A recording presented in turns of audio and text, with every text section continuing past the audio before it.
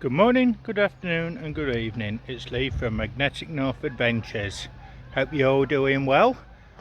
And to my subscribers, new, old, those just visiting, you're all very welcome. And I'm going to be doing a walk along the canal. We've got the canal and the canal there. But I'm going to start down at that bridge down there and we'll go from there. So this is Mill Green area, Stavley, and today I'm going to be walking along the Chesterfield canal system, built in the 1780s through to about 1812. In the time before 1972 was so abandoned, there was no water. It was literally just a mud, empty patch of canal system. And certainly for many years it was like that. Glass bottles, pottery, general trash that had been thrown into it. And through lots of years and dedication, it was cleaned up and redug a bit, and then the canal water, as you see now, was restored, and boats was operating again in the late 1970s. So all this is an area that should be quite clean, but you never know. We've got some nice fishing platforms on the other side, and you do still get now the occasional pleasure boat come up and down here, so it's good that it's been restored.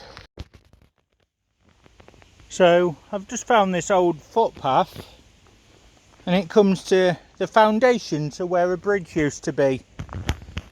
The bridge used to cross here. You can see where the other platform used to be, and the old fence as well, taking you up that way, long since pulled down. We've got this fairly modern constructed footbridge going over the canal, probably from the 90s, and the canal going this way. So all this area has been totally restored, all the way back down into Chesterfield. So most of this was actually empty, certainly from the 1900s onwards. So anything that is in there is going to be from the late 70s onwards. Along this particular walk, you've got blackberries, you've got the nettles, all used in holistic healing and for forage foods, things like that. So we're coming on to the mooring area on the canal, Mill Green, and then you've got Mill Green Bridge number 10. Now you can see it's an old construction with this reinforced timbers and then the iron support around it. So this is a very low bridge. There is a path at the side of it now. That's what the old bridge looked like underneath. And I say, I have seen boats go through here, so very low for them. The walk I'm taking today along part of the Cuckoo Way to Chesterfield, 4.5 miles. We've got the River Trent, 41.5 miles. So you can see how big this canal network is. Transpennine Trail as well. And oh, this was all dug by hand, manual labour. quite impressive. So walking down from the bridge, you can see it's a nice long straight renewed path, nice and clean. Fishing platforms on the side there, and all this all the way down, as far as you can see, has been restored. We've got a lovely little walk ahead of us today, folks. Just a general nice peaceful walk. We've just come across this feature here, which is a cutting in the side of the canal there. Now that would have been a lot of work to have done that, so that may well have served as a loading and unloading area back when the canal was operational. Just there, rather interesting. This backs onto the old fields, things like that. So that could even have been where the farmers back in the day was loading cargo onto the actual boats going to and from Chesterfield. We've got very large dandelions, again makes tea, things like that. Some smaller daisies. Got these nice flowers here as well. Lots of things. So if you know your herbs and your plants, there's quite a lot down here that you can use for foraging, making food, making medicines, tinctures, things like that. As you can see from the other side, the field drops straight into the canal. So again, that would have been a perfect area for loading, unloading from Stavley over that way and down all this way towards Hollingwood. Just here we've got slowberries. These have been used to make preserves and jams and gin. We've also got rose hips as well, which has been used to make rose hip syrup, and that's been used in cough cures in the past. 4 mile post, so 4 miles this way to go. So this is basically what it's looked like all the way down to here, and this is the sort of fauna you get on the sides. These are not edible, just showing you what's around. And then it turns around this corner and down towards a big lock, Hollingwood. So we'll go down there. So you've got this dock area just before the locks. It is rather shallow in here, but there's a lot of fish. But I can see there's waste in there. Just there. It's a bowl, probably a dog bowl. Just there, you can just see the edge of the rim. This is the bridge, an old railway bridge. Let's have a look under there. It's quite low, so watch your head if you're tall. This is what it looks like underneath.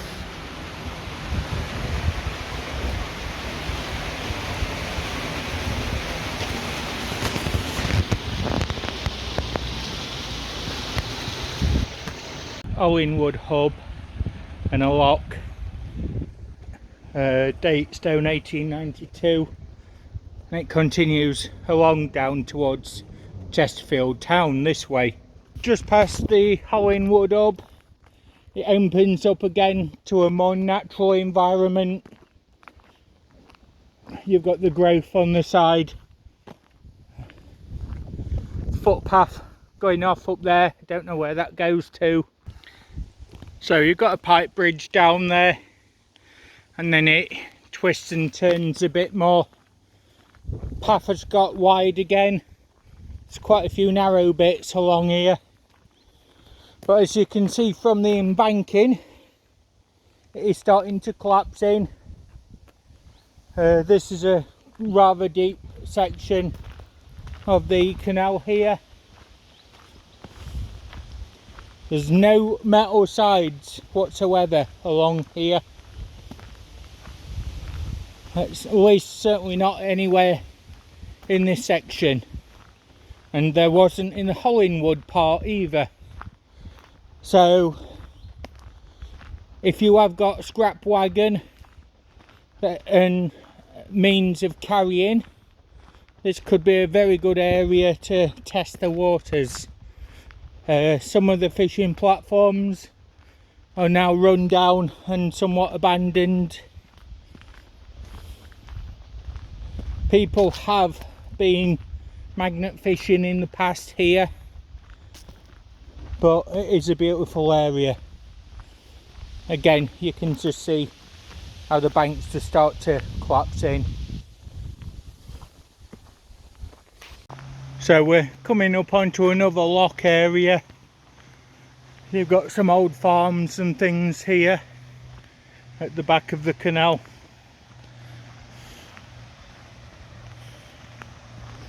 Got a last mooring area and a brick fronted bridge just there. And then as you come up to the actual lock itself, Dixon's Lock.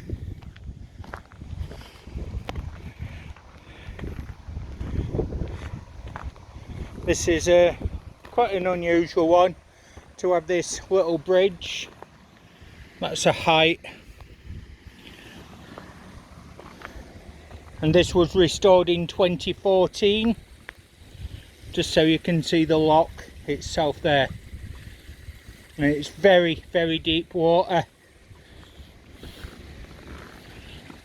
So this was Halifax that's made the restoration material for this. There we go.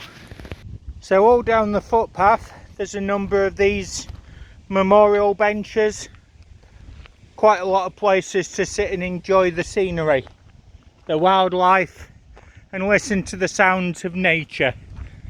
The wind rustling in the trees, the birds singing. It's beautiful. Oh, look at that. Beautiful.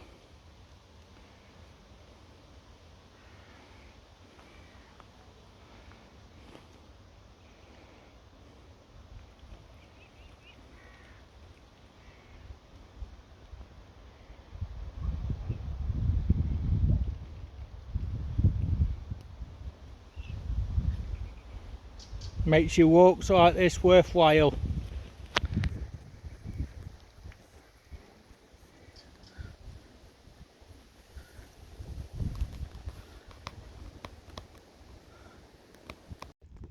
So we've got another fairly modern bridge there. The Bibley Lane Bridge from 2002. Very modern construction. Got some lovely fields at the back there. And this is the Blue Bank pools up here. It's not very deep water. 4.5, 5 feet maybe. And there's a notice board at the back, just up there. Tells you a bit about the area. So here we are, we've now got 3 miles to go into Chesterfield at this point. Stavley 2 miles, so completed nearly half the walk. So at this section, nice and wide, open, cleared side path on the edges there, and really well kept fishing platforms. So I am walking as I'm filming, and that's why the camera may shake a little bit.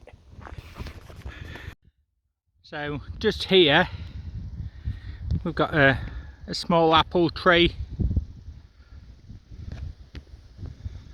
Always like to see those on the walks. So the old sunflower carving, it's still here. It's a bit more aged, but it's beautiful. And normal flowers. I love that structure. We've got another lock there and a wooden bridge going over. Again, that's fairly new, so there's been some repairs done since we were last down here.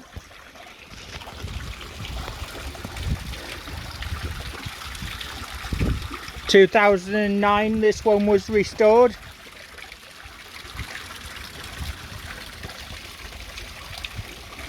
Blue Bank Lock, that's what this one is. So just walking by, I've just noticed a little heron up on the tree there. We'll have a minute with him.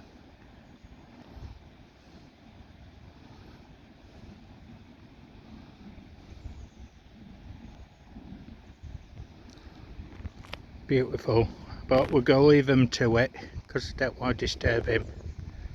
So I have done this particular walk before, several years back, but it's nice to redo the walk to see how much it's changed, to see new things in the area. And that heron, them swans, definitely made my day. We'll see what else we see along the way.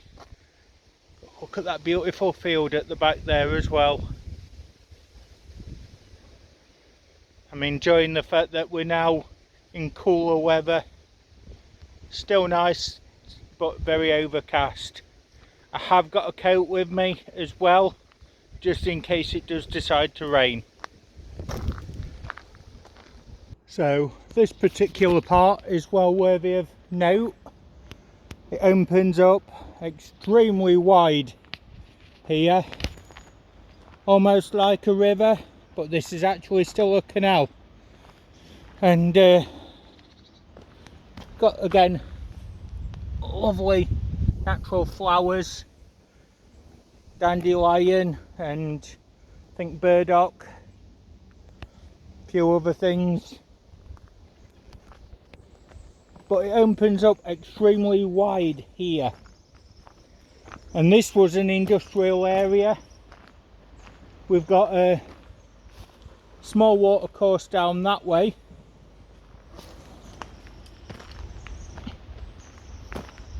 and all in the history of this area in the 1800s there was brickworks in the area.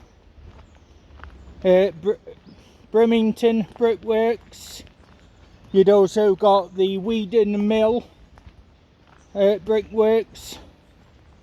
Several quite important establishments, and this was made wider so that you could get a lot more boats down here at the time, and they used to dock on that far side over there overnight, just so that people couldn't attempt to steal the cargo. And this was in the 1800s, late 1800s, and it's such a beautiful spot. And then down here it does connect with the water down there as an overflow again. So that's what you'll hear in a second.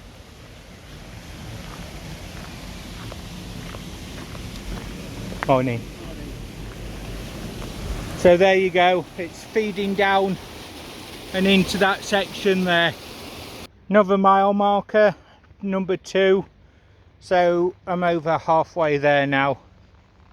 As we go around the corner, you can see it now gets quite narrow again, just enough for 2 boats.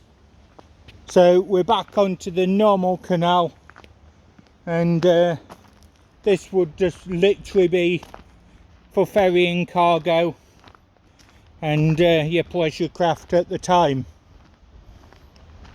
But when you see wide areas like that on the canal, and you know the history of the area, it does explain why they're a lot wider in parts than others. So you can see the water is quite clear, so lots of fish in there, just over there in the deeper parts.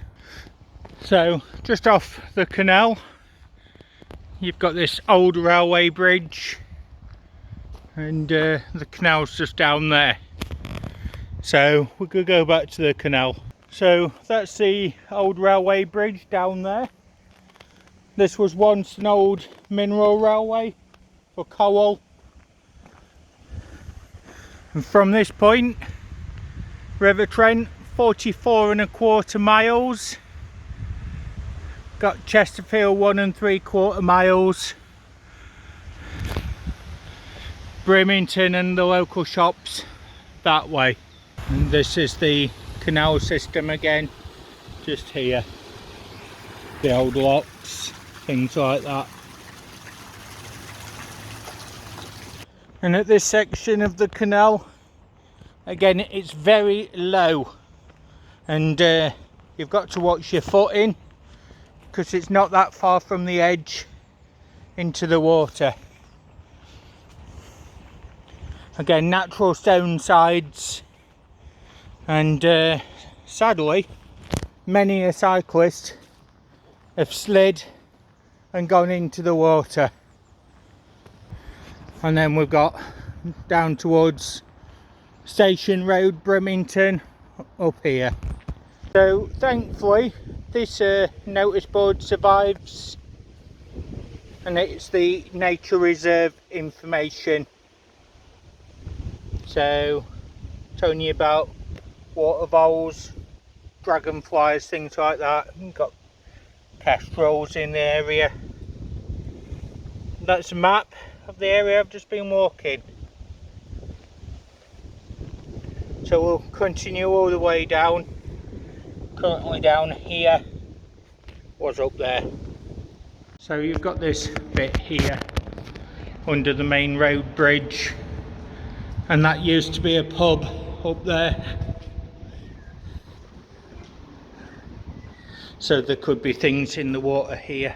There's one of the carvings, it's a bit more worn down since I last seen it. This one, mosaic one, sadly all broken up now. Somebody's done a local drawing of a tree with the moon.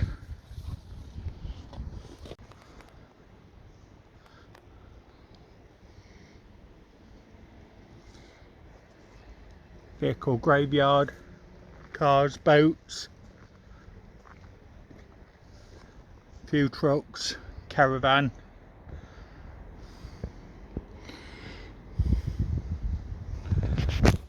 Just at the side of the canal.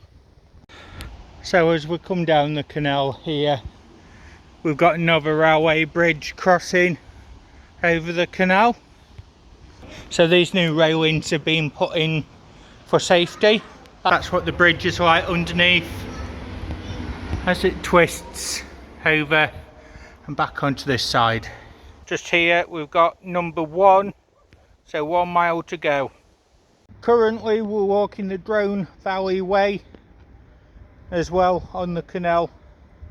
So we've got the John Varley II there, a lovely little boat.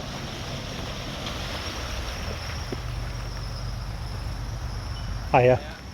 And if you wonder how these trees are all kept nice, it's through gentlemen like this that's doing it to keep it open. Thank you for doing a good job. Thank you very much. So basically they do cut the trees back from the boat, and it keeps the waterways open, so that's a good thing to see. I love seeing that. As we come down, we're near Tapton Lock, and then we've got this docking area and an area that you can get rafts and kayaks into the water, into the slipway there. And this is also an area at one time that boats could be brought in or out as well. Nice new mooring rings. And this is Tapton Lock on our final stretch into Chesterfield town centre. So we've got Tapton Visitors Centre there, Tapton Lock. This is where you can hire boats from, go on tours, things like that. There is a cafe there as well. So that's where I am. Just walked all this way down here to Stavley Town Basin. So I could have gone up this way, but no, that's too far out, so I'm just literally doing the Chesterfield part, Chesterfield Stavley. So some information there and some more here.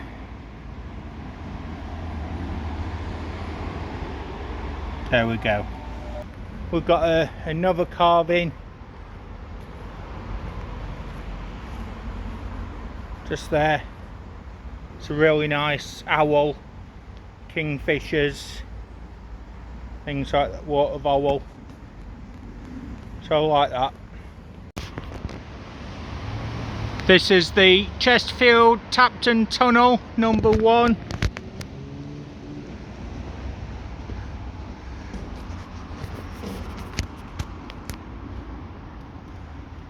Some information and some local artworks along the way, which I'll just show you quickly because we have got a narrow path. So showing you these just as I go through. Thankfully there's enough light catching them to see what they are.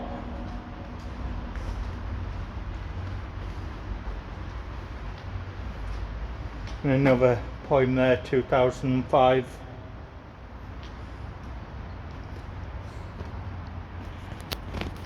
At one time there would have been something here to block it off. It's now gone, and that was used for when it was repaired.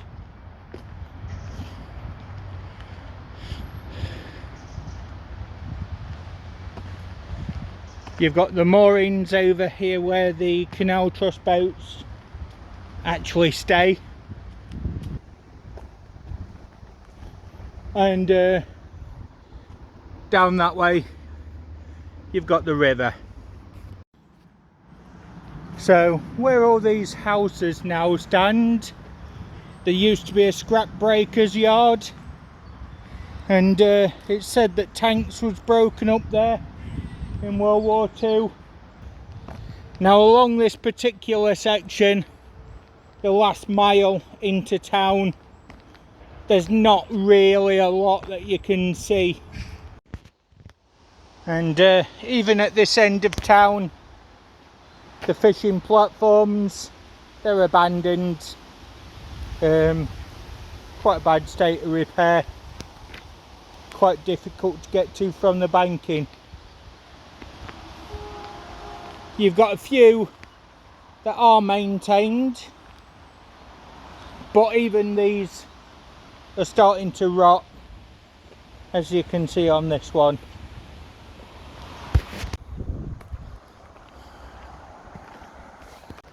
And just up there is where it merges with the River Rother. So the River Rother is actually supplying the water for the canal system,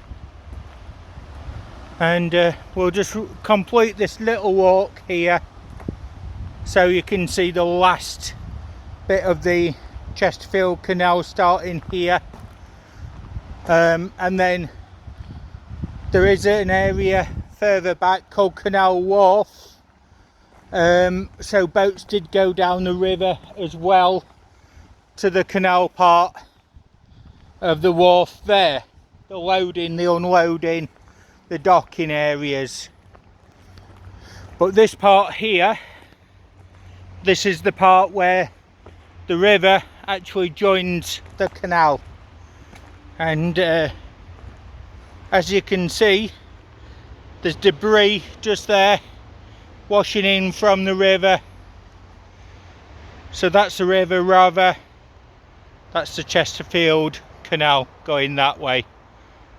So if you carry on for 46 miles, you get to the River Trent, and from the River Trent you could actually get out to the Humber and eventually out to sea if you really wanted to. Local street art, some minions. Right then folks, I hope you enjoyed that particular tour of the Chesterfield Canal system, Stavley to Chesterfield Towns, Derbyshire, England. And if you did like this, let me know in the comments, and don't forget to click that like button, it does help the channel grow. And if you haven't subscribed and would consider it, click that subscribe button, I really do appreciate it. But for now, thanks for watching. I love this big old tree here, that's one of my favourites in the area, very old. But yeah, if you would like to like, comment and subscribe, I look forward to reading those comments, and I'll see you very soon for the next one. Bye for now everyone, thank you, bye.